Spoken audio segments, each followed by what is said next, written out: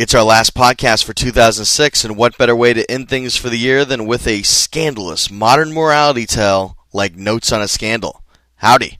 I'm Jeff Goldsmith, Senior Editor for Creative Screenwriting Magazine, and we were very excited to have at our Q&A both Zoë Heller, the novelist of Notes on a Scandal, along with screenwriter Patrick Marber. And I guess I should mention that not only is this the last episode of 2006, but I forgot to tell you a few episodes ago, we've passed the 50th episode mark, as the Notes on a Scandal Q&A is our 55th episode.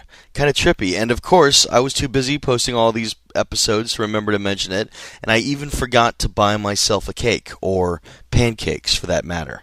Oh well. Speaking of episodes, we posted 2 episodes this week. On Wednesday, my one-on-one interview with David Lynch for Inland Empire was posted, so don't forget to tune into that one if you missed it. And I believe, schedule permitting, next week will also yield 2 episodes. A World Trade Center Q&A on Wednesday, January 3rd, 2007, and then The Dead Girl on Friday, January 5th, 2007. Dead Girl actually opens in theaters today, so after you see Notes on a Scandal, check out Dead Girl, and you'll be all set for the Q&A next week. Also, don't forget, you've only got a few days left to use your discount coupon code to get 10% off any of our DVDs. You could check out the full library of over 50 DVDs at www.expodvds.com, which include interviews with screenwriters like William Goldman, Joss Whedon, and Tim Minear, and classes from folks like Jeff Kitchen, Robert Flaxman, and Michael Haig. Just type in DVD Podcast as your coupon code when you're completing your purchase. And remember, you need to complete your order on or before January 1st, 2007. Thanks again for all your emails. I've gotten a bit more caught up in responding to them. Had some great ones after the David Lynch podcast, actually. You could write into me anytime by writing to rsvp@creativescreenwriting.com, and I plan to answer every one of them as soon as I can. But now, without further ado, let's jump right onto stage of our sold-out screening as I introduce novelist Zoë Heller and screenwriter Patrick Marber to discuss their film, Notes on a Scandal.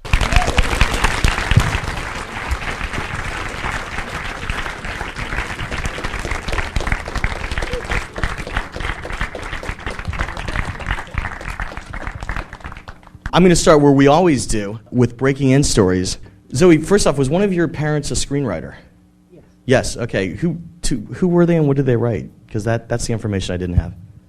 My father was a screenwriter. Well, I come from a family of screenwriters. My husband is a screenwriter, and my brother is a screenwriter. My father was called Lucas Heller, and he wrote Whatever Happened to Baby Jane, wow, and The Dirty Dozen, wow, and The Flight of the Phoenix, and a bunch of other things. Those are great movies. I was trying to find out what he had written, and I was unable to do that on my own. So writing was always a part of your life, I'm guessing, growing up with a family like that. Yeah. Talk about your breaking in story. To my knowledge, your first film that was produced, actually long before you were a novelist, was the film 21, which you have a screenwriting credit. Could you talk about that? Yeah. Just in the interest of full disclosure, he said outside, "Oh, we found all kinds of fun trivia," and mentioned that movie, and I went, "Oh no, don't do that." But he's decided to be mean anyway. Go ahead. I wrote that when I was 20, and what can I say? It's not a very good movie. Obviously, you're also a journalist, but it is an accomplishment to get a film produced. So how did the process work for you deciding to write 21 and getting hired and all that stuff? What's your breaking in story on that? I think I was working as a journalist at the time, and I met the man called Don Boyd, who actually directed it, and he asked me if I wanted to write a screenplay. And in fact, I think it's a joint screenwriting credit on that movie. He kind of said, "Okay, now, in this scene, I'd like the girl to find a guy and offer him a blowjob immediately, like in the first 5 minutes. Could you write that?" And I said, "Sure." And I'd go away and I'd write the scene, and he'd say, "Great. Now the next scene," and it went like that. Just between now and then, why was there never another screenplay that you wrote, or were there that were optioned that just hadn't been produced? No, well, because I think I recognized that it wasn't really my métier. And actually, Patrick and I were just talking about it, about why he likes writing screenplays and why I like writing novels. I'm interested in sentences rather than. I think my mind works in terms of sentences rather than images and. I was going to ask you later, but I'll ask you now. Was there ever a consideration for you to adapt this your own book into a screenplay before Patrick was hired? There wasn't. I mean, Scott never raised it as a possibility, and I can say, hand on heart, honest Injun, that I would have said no, partly because I was already at work on the next novel, and mainly because I wouldn't be any good at it. And I think it would be particularly agonizing to try and, reorder one's own work in that way. That would be tough. Cool. Patrick, you broke in as a writer on Rory Bremer in 1989, to my knowledge. And then with Steve Coogan on the 1993 TV show Saturday Zoo, you began a long collaboration. You've done a lot of television in Britain. Talk about breaking in as a TV writer first, and how did it prepare you to write features? Well, I began writing as a stand-up comedian. And that's how it began when I left college. I was a stand-up comedian for 4 or 5 years. So I was writing my own material there and performing it as well. Then I kind of got involved with a whole team of people, Steve Coogan being one of them, and we made a TV program called The Day to Day. And that was something of a success in England. And so I started writing TV sketches and performing in them, and this led to other stuff. And eventually I had enough confidence to write a play, which is what I'd always wanted to do, was be a playwright. So it took me about 10 years from leaving college to writing my first play. That really changed my writing career, and I stopped performing and I became a full-time writer.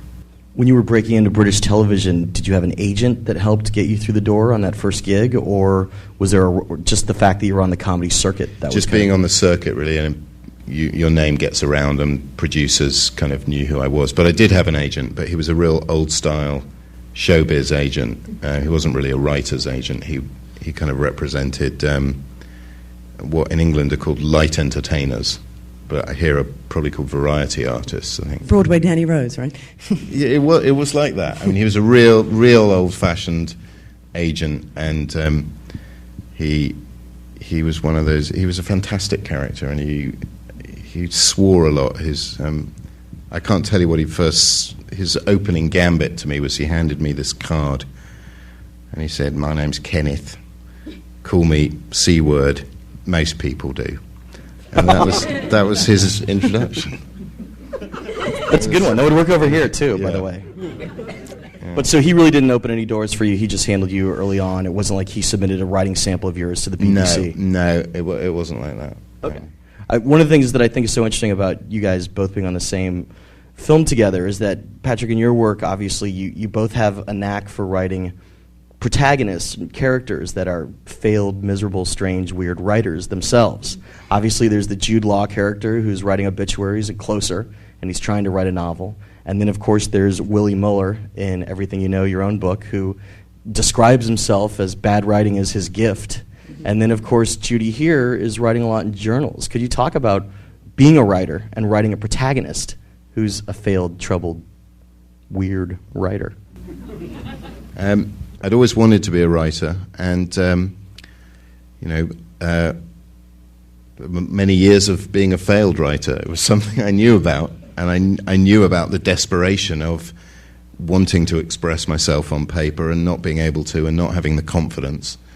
And so when I began writing Closer, I decided to make that character a wannabe, and I knew about failure.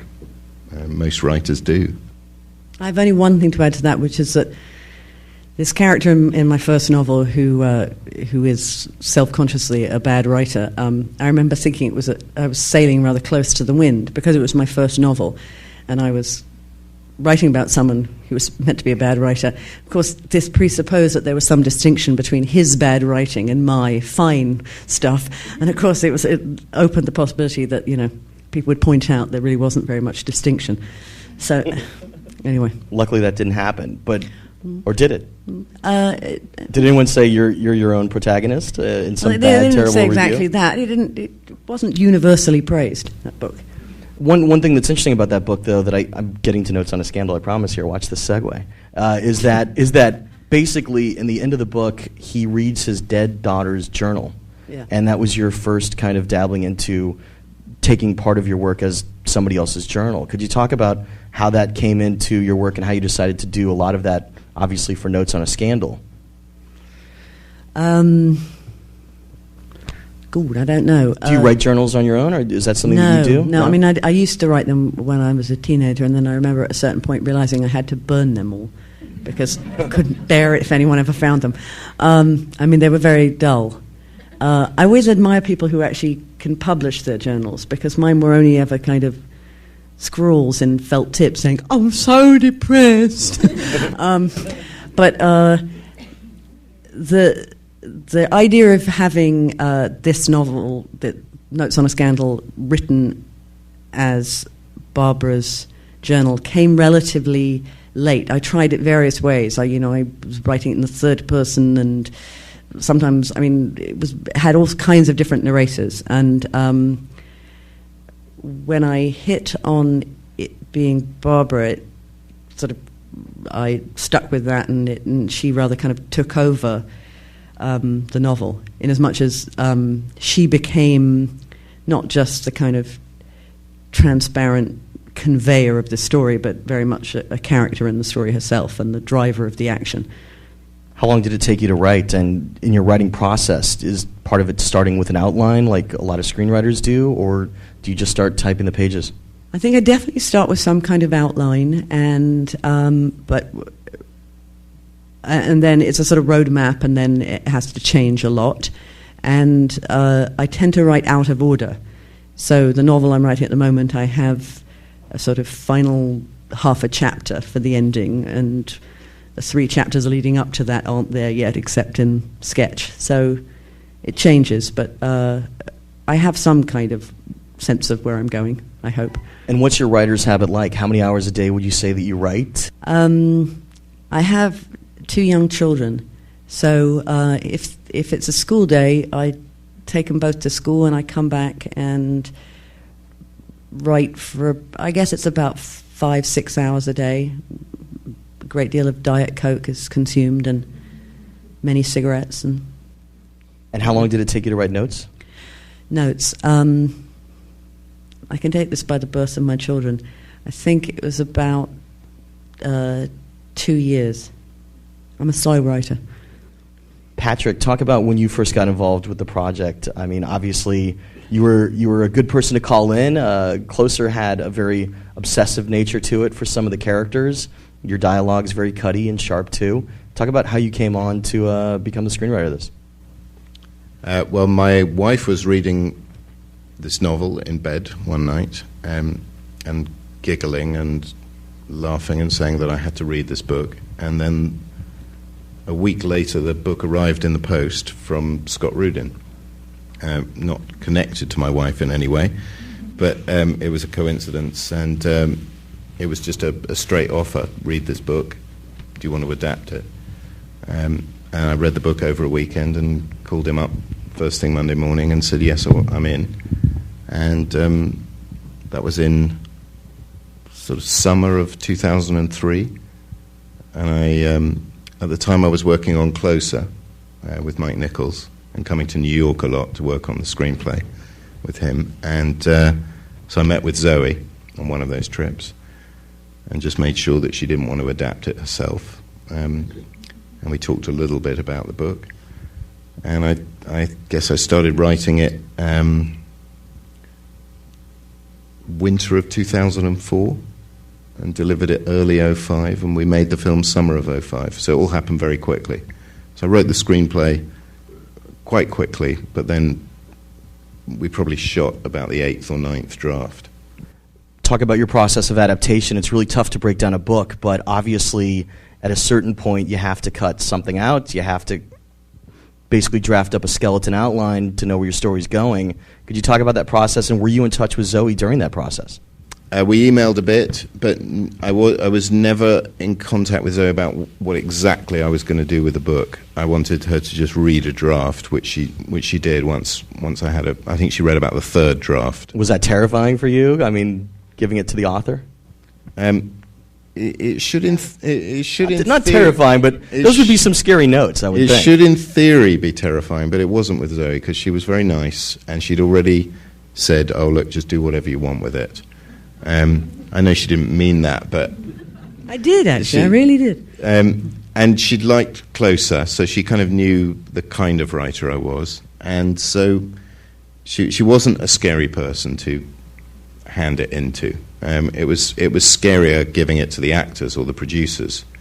But Zoe, I felt, already was a friend and a kindred spirit, and I felt she would, even if she didn't like what I'd written, I felt she would see that I'd tried to be faithful to the spirit of the book. I hadn't relocated it. I hadn't changed the story that radically. It was the same two characters doing the same kind of stuff. So I hoped she'd like it, and she kind of did. Zoe, did you have any major notes for Patrick when you read it, or were you just kind of pleased that it came out as good as it did? I was very pleased and excited. From the start, in our first conversations, I had said what I genuinely believe, which is that, well, number one, if you sell the rights to something you've written, you're selling the rights, and it would be unsporting to then be all sort of poncy and proprietorial about it thereafter and say, "Oh, but you're ruining my precious prose." And also, I think that adaptations are most interesting and worthwhile if they actually don't strive to be doggedly faithful to the original, but, you know, do what they're meant to do, which is transfer something that exists in one medium into another, which means quite drastic kinds of changes. And also, I knew that there was a very talented writer who was going to sort of put this material through the sieve of his own sensibility and intellect, and that it would come out as something very different. That writer came on board just after me, in fact. Yeah. That's the one, yeah. He did a draft, and that really changed it quite radically. And so I was always prepared to... So I felt all those things genuinely. That doesn't mean that when I saw the first draft, or whatever it was, the third, there were all kinds of things that made me go, no, what? No, you can't do that. And some of them I mentioned. And do you want to share any of what the changes were that you needed? I really can't remember what they were. Do you remember anything that surprised you in a good way that you were really happy about, a new addition that Patrick... There are some wonderful things that have been put in. I was actually... Because we haven't had that much of a chance to talk about it since, I saw the movie. The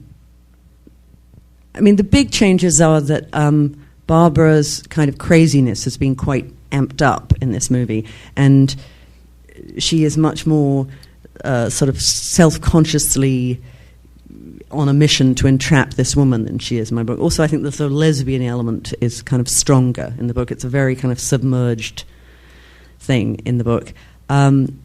The stuff I like, there's lots. We were talking just now in the car about the scene with Julia Mackenzie, the character, her sister, in Eastbourne, where she comes in and asks, about her special friend Jennifer Dodd, and she's sort of stonewalled by Judi Dench. I just think it's a very beautiful, tiny, incredibly heartbreaking scene. More generally, Patrick gave a lot of added weight and actually added sympathy to Sheba's family, to the husband played by Bill Nye. The husband in my novel is a rather despicable character, and he's kind of, he's Bill Nye in this.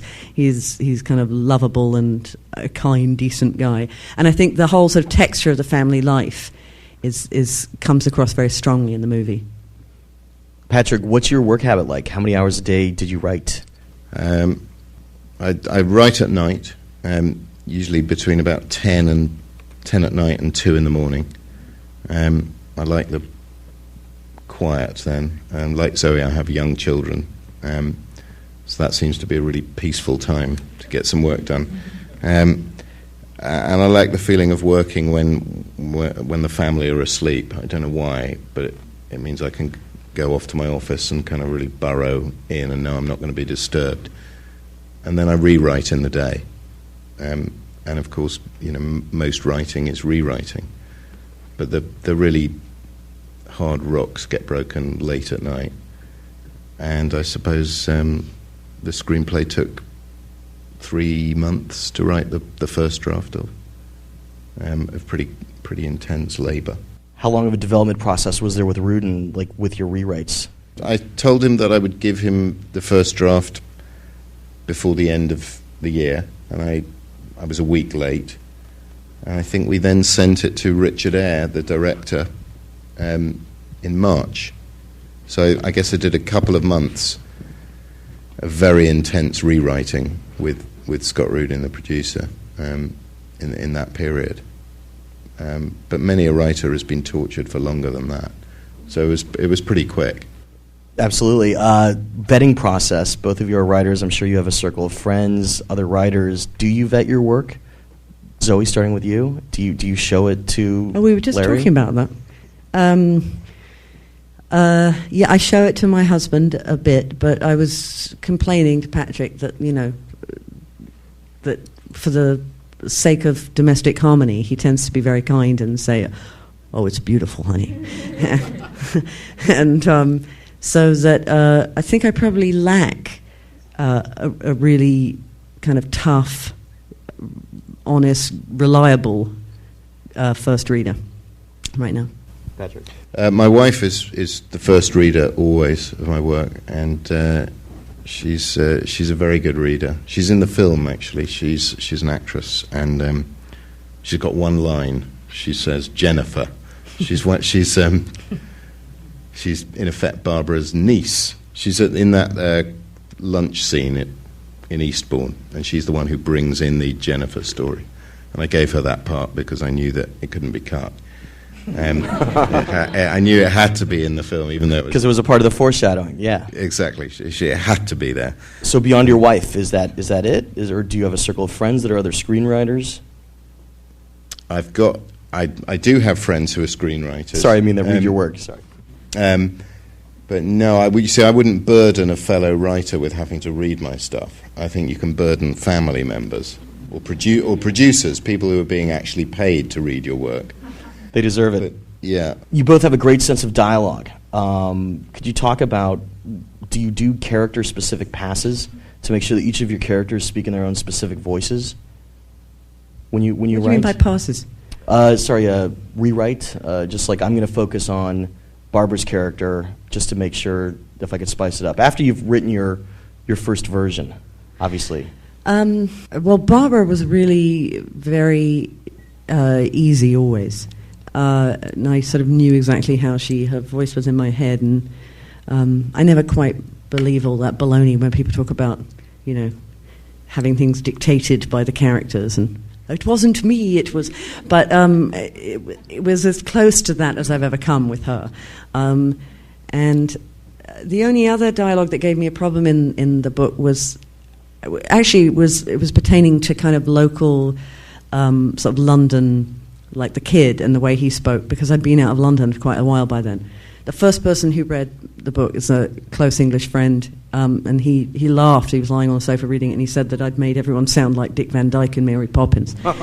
So I did have to go back and do a bit of work, because I wasn't familiar with the way the young people talk anymore. Patrick, obviously one of the good things about a novel is that there's a great inner dialogue, and you decided in your screenplay to use a lot of voiceover.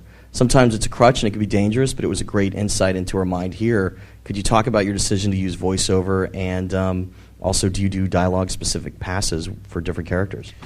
I decided very early on when I was reading the novel that I would use voiceover in the film, and because the novel is written in the first person by Barbara, as it were, I just wanted to keep this voice in the film. I thought it was a very original voice, very interesting to have such a mean old lady narrate a film. I thought it would be fun, and she moved me, and I loved Barbara from the off.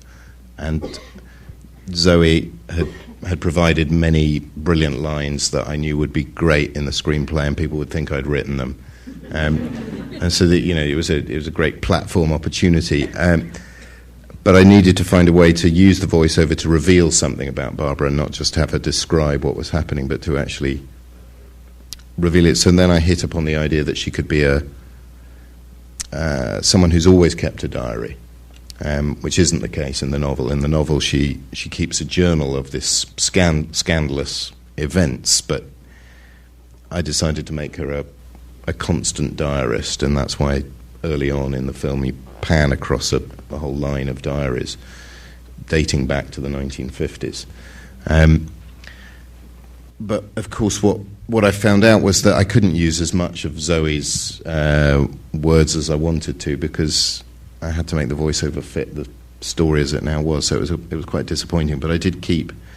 There's a brilliant line of from the book that was really the moment when I read that line. I thought, I want to work on this material. Was something Barbara says. She says, "The accidental brush of a bus conductor's hand sends a jolt of longing straight to your groin."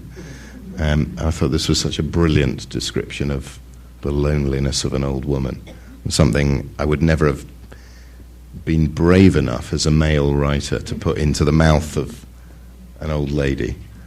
I didn't know they could think like that. But Zoe, wrote that line, and that's what kind of got me going. Dialogue pass, yes, I do. What I'll do is once I've written a new draft, I'll look at each major character's scenes. So I'll look at Bill Nighy's scenes, and I'll go, okay, how's Bill shaping up all the way through this film? And I'll just read his scenes, make sure that he's got some kind of journey that makes sense to me, and he's got enough good lines, really. And so I did that for all the characters. Were there any major rewrites you needed to do during production, and how involved were you with the production? I was very involved in the production, and there were major rewrites and indeed reshoots. Could you talk about some of them? Yes. Well, I'd be quite interested to know if the audience could guess which scenes were reshoots and which weren't, and what feels tacked on or not. Does anybody want to guess? Have a guess. All right, tell us. There's a guesser. The scene that takes place outside the car when the family melts down. It's very, well, it seems like the family is really kind of exploding at that point, and we didn't see as much of a boil maybe up to that point. I mean, it was there without a doubt, but fill in the blanks. Tell us about the reshoots. And yeah, well, that's a very good observation, because that was a reshoot, but it's a reshoot of a scene that was originally in the script. So that scene had always existed, but we felt we could get more out of it once we put the whole film together, and so I ramped up the family in the car sort of in Meltdown. It used to be a scene just between Judy and Kate, and then we added their contributions. But the big scenes that were reshoots or new scenes was the big scene with Judy and Kate on the park bench where Barbara talks about Jennifer Dodd's, in fact, entirely fictitious breakdown and her depression and all of that, and Barbara reveals some of her vulnerability. And we felt when we looked at the first cut of the film that Barbara needed a scene where we'd see the softness under her, and where she would seem to be so vulnerable. So that was a new scene, and also the scene where Stephen turns up at Christmas and gives Sheba the necklace. That scene hadn't existed before, but we realized that it was a missing scene, that you needed a scene to show Sheba trying to end this relationship and failing to. And that was a kind of missing beat in the story, and I was annoyed with myself for not having thought of that. But I guess that's the joy of a benevolent studio liking the film enough to sanction some reshoots. A lot of writers battle writer's block. Do you guys battle writer's block at all, and how do you handle it? Zoe, starting with you. I don't know about writer's block. I mean, I always write. I go through, prolonged periods of writing stuff that's not very good. The stuff that tends to hold me up is sort of architecture of a piece and where I'm meant to be dispersing information. And I have no cure for it. If things are going badly, I always know in my sane mind that what I should really do is go off and smoke a joint or have a nap or, listen to music. But I tend to just stay there with the Diet Coke and the cigarettes, revving and revving in the mud. I don't know why, but it's what I do. And usually, at some point, I tend to come out of it. Patrick? Well, I would say I suffer from writer's blah, which I define as the writer's ability to do anything other than write.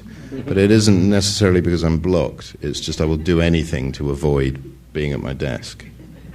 So I just blah, blah, blah, blah, blah. We're going to open it up to the crowd after this question. This is my last question. We always got to end on at least a tough one. I don't know if this was a part of the novel, and I'm just curious because it was the only scene that raised my eyebrow a little bit. With all due respect, and we're happy to have you guys here, I just want you to talk about it. After all the trauma that she's starting to go through, when Kate decides when she's moving out of her house to move in with Barbara, I just couldn't decide the reality of that character doing that. And I just want to know how you saw it from your end. Was it something in the book? Because it seems like the family is kind of turned against Barbara at that point. I would think Kate would maybe have her own suspicions, but take it away. Zoe, was that in your book? And then Patrick. She does move in with her at the end. The movie, as I think I mentioned earlier, makes Barbara's craziness more overt and more apparent to everyone around her earlier on than happens in the novel. There are very specific kind of movie reasons why I think they had to do that and why it was a wise choice. I kind of agree with you that that's possibly a jarring moment because you think, come on, you may be desperate, but you can't be that desperate to move in with her. What do you think? It was still a fun moment. Well, Sheba's naive. I mean, that's part of her journey, is from innocence to experience. And she thinks that Barbara's her friend and her loyal friend. And we all know that Barbara isn't. And her family suspects that Barbara's a bit of a monster. But Sheba's a fool. I mean, that is the story, is that this... Yeah, she makes mistakes throughout the entire film. Yeah, this rather strangely innocent, naive woman is tricked. And the whole story is about, well, when's she going to find out what Barbara really is? And that's the scene that you're waiting for. The whole film is, when is Sheba going to wake up? And I guess it's frustrating for us because we want to shake her and go, hang on, can't you see? But no, that's the whole point. She can't. Great answer. Let's open it up to the crowd for questions. Right there, you against the wall. The question was for Zoe about the kernel of the story. Did it come from the headlines, the teacher-student relationships? Talk about your inspiration for it. If it came from anything, it was the Mary Kay Letourneau scandal. And obviously I didn't set out to write a fictionalization of that particular story. This is an English story and so on. But I was quite interested in, not so much even in the particulars of that affair, but in the fury that it aroused in various people I met around that time. There were lots of arguments about, the double standard and whether it was being applied or not to this woman, whether people, were more morally outraged by a woman committing that kind of sexual misdemeanor than they were by a man doing the same thing. So, Mary Kay Letourneau. Great. Another question. All the way in the back on the aisle. Yes, you. Barbara was a great character. She had a really interesting, albeit skewed, view on humanity. Was there anything in you that kind of that voice spoke from, or how did you find that character? Yeah, she came very, very easily, and I think there is actually quite a lot of me and Barbara. The narrator and main character of my last book was also quite unpleasant in many ways, and I shared quite a lot with him too. I always felt that it was one of Barbara's saving graces, was that she was vituperative and malign in all sorts of ways, but she was also quite funny and astute about people around her. Completely lacking in self-knowledge, but quite acute about some of the characters she encounters in the course of the story.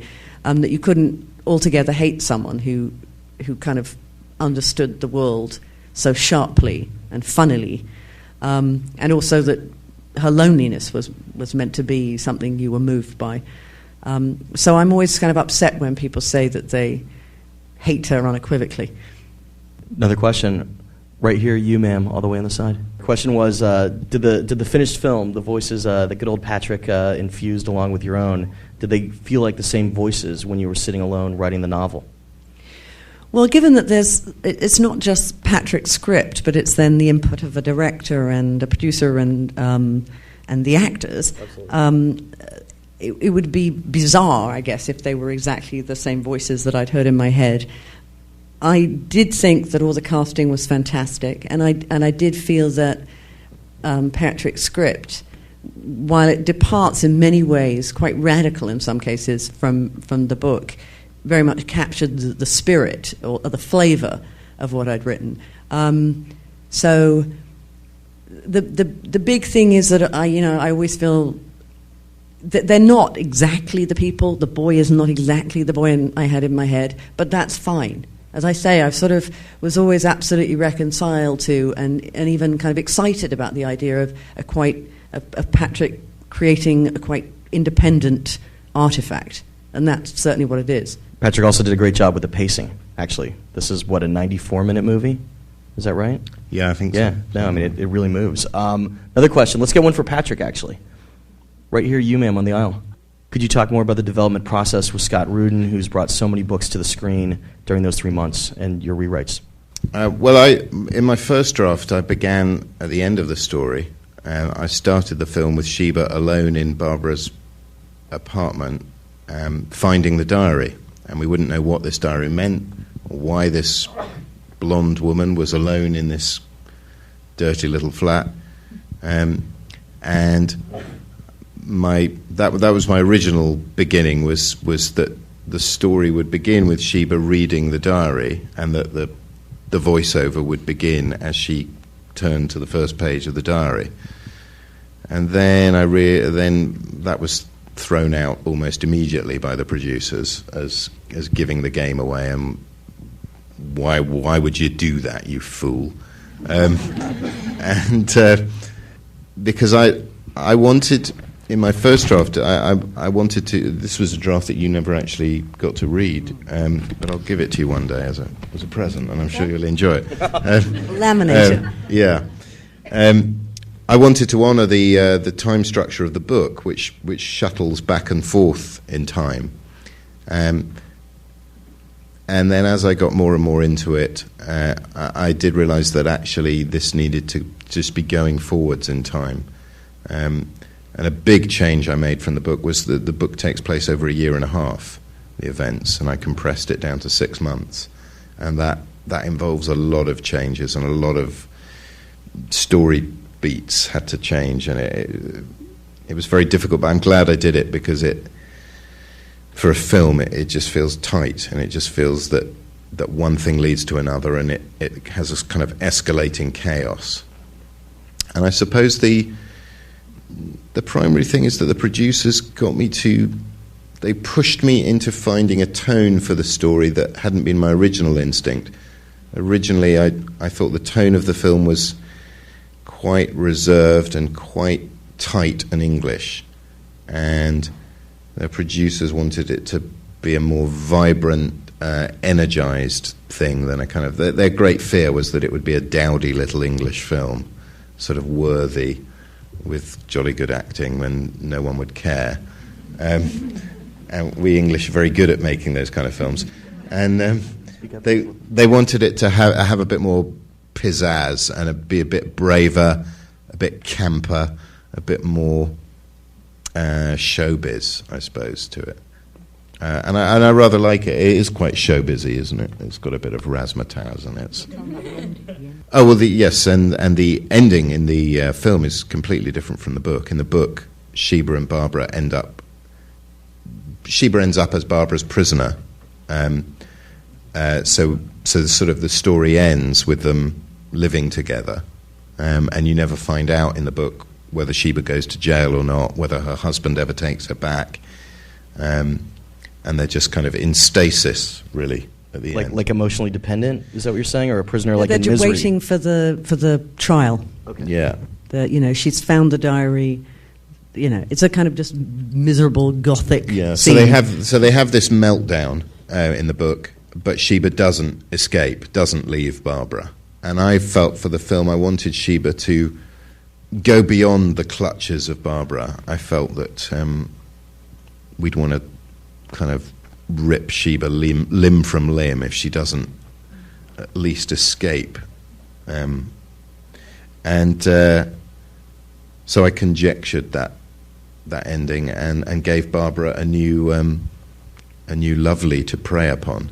But I felt that I had license to do that because Zoe had invented Jennifer Dodd, who's a woman we never meet but we hear about, who was the previous victim of Barbara's passion, fixation. So I thought, well, if there was one in the past and Sheba's the present, there could be one in the future. Zoe, what did you think about that ending, the new ending? I think it works in the movie. You can tell she loves it. No, actually, I do kind of love it.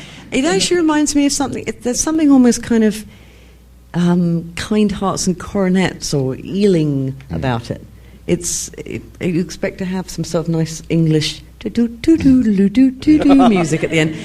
No, I like it very much. Well, it's interesting because I guess it ties back into the morality play at the center of when Kate says that her whole life she's been good, she's been a good wife, a good mother, why can't she do one bad thing? And then the rest of the movie is kind of the consequences of that misstep. So, still works for me. All right, let's get some more questions. Sorry.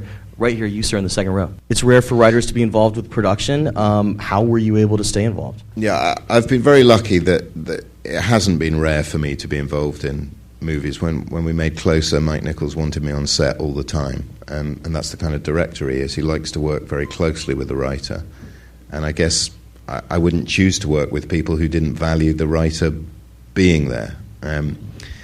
And so when I do a rewrite job, obviously I don't expect to be on set. I'm just, getting in and getting out and trying to do a job. But on a movie where I'm going to spend a year of my life working on it, I want to be involved. And I have to say that with this film, Scott Rudin and Robert Fox, the producers, who I go back years with, they produced Closer on Broadway, so I knew them pretty well. They involved me in the casting and the marketing and the everything. So it's been me and Scott and Robert and Richard Eyre, the director. The four of us have been the sort of creative energy of the project. How did you find Scott Rudin, actually? A lot of people, we don't get a lot of stories about him, so I just thought I'd ask. I mean, we hear all the screaming and breaking things stories, but I'm sure you saw a much different side. Yeah, well, I love Scott, and he's been a very good friend to me over the years, and he produced Closer, and he gives me the best notes I've ever had as a writer. So any writers in this room, you fall upon someone who gives you good notes, and he's made me a better screenwriter. So great. But that said, he beat me up quite a lot, and pummeled and pulverized me, but he made me better. A few more questions. All the way, you, sir, in the blue on the aisle in the back. I better answer this question. Yeah, could you repeat the question about the Spurs? Yes. The question was, which one of you is a Spurs fan? This refers to Tottenham Hotspur, a football team who are mentioned in the film. And when did Jermaine Defoe last score a hat-trick? Which is 3 goals. In the book, this is a major change from the novel. In the book, the ludicrous Brian is in fact an Arsenal supporter, which is my team. I support Arsenal. I couldn't bring myself to have this man support Arsenal in the film. So I made this jerk support Arsenal's most hated rivals, Tottenham Hotspur. And in fact, I do allow Tottenham Hotspur to win this fictitious game 3-0 in the film, but he doesn't say Jermaine Defoe got a hat-trick. He just said he scored a goal. But I agree it's a rarity. Zoe, I'm sure you were up in arms about that. Let's go for another few questions. All the way, you, ma'am, on the right. Yes, you. Question was about the scene with Judi Dench in the bathtub. Obviously, we know that she's very cutting and sometimes mean, but it really shows her humanity. Was that something that was condensed from the novel? Was it an invention of Patrick's? No, the line, I think, is actually the line that... Yeah, that he mentioned earlier. ...is a line from the novel, but actually the the thing which I think is actually going to earn her the Oscar nomination is entirely Patrick's imaginings, the bath and the fag, and the cigarette, and I think that really... I needed to find an image of loneliness to match the voiceover, and there isn't anything much more abject than the dame in a tub with a cigarette. It's just... But I remember the day we shot that, and it was described in the script. Barbara in the bathtub, grey water, grim light. And Judy said, why does my water have to be grey? Why can't I have nice lighting in my bathroom? Does it... Actually, there was a lot of that. It was also written up in the British papers that she'd raised an objection to the fact that when she rifles through something in her drawer, a collection of grey panties is revealed. And she said, why does an elderly, unpleasant woman necessarily have to have elderly and unpleasant panties? I was just trying Patrick, to what about generate the a general atmosphere. But I agree, there's something about that scene. I remember when we were shooting, I do remember watching it on the monitor and thinking, wow, you don't often see an old lady in the tub these days. And well, I just thought, speak for yourself. I just thought how brave of Judi Dench, and this is sort of like, it's sort of the epitome of her performance, because it's such an unvain, brave, strange performance, and you know this is one of the much loved British actresses, and we just don't expect it. It's very shocking. Kind of like the Kathy Baker hot tub scene in the Alexander Payne movie. Which one was it? About Schmidt. Thank you. Yeah, but she doesn't smoke. True. That's why this one's better, and she has a great monologue. All right, time for a few last questions. You, ma'am, on the aisle. Decision to make her son to have Down syndrome, and especially child. So the son has Down syndrome. The boy with whom she has an affair is called a special needs kid, which simply means in English terms that he would have been identified as someone having problems with literacy and would have extra classes and things. The only reason for making the boy Down syndrome was that I wanted to kind of add to the various kind of burdens that she had experienced in her family life, and that had also kept her at home for rather longer than, kept her entirely within domestic life for rather longer than she might otherwise have been. So that was the main thing. There was also some sense of, one of the big things, say, with the Letourneau case, and in all of cases of this sort, is people often respond to the fact that the woman is not simply betraying her husband, but her family and her children. And if you have a very vulnerable Down syndrome kid, that kind of puts that up a couple of notches. So that was the reason. I also think one of the best scenes in the film is the scene where, as it were, the two boys are compared and contrasted when Stephen puts the wizard's hat on. It's a very, very sad moment in the film for Sheba, that she's confronted with the terrible reality of what her own son is, what this boy who she's having an affair with is. I find it very potent and very, very sad and moving, interesting beat for the film. Right there, you, sir, in the blue, you've had your hand up a long time, in the middle. It's always tough to balance humor and drama and suspense, as you do here, to talk about interweaving humor and making sure that, the characters are not light and funny, because they're not, but still cutting and evil in a funny way. Well, I think without humor, the story would be intolerable. I mean, it needs jokes, but the book is hilarious. I mean, you must read the book. It's pure pleasure, and so that was the spirit of the book. I mean, not all of it. Obviously, there are boring bits, but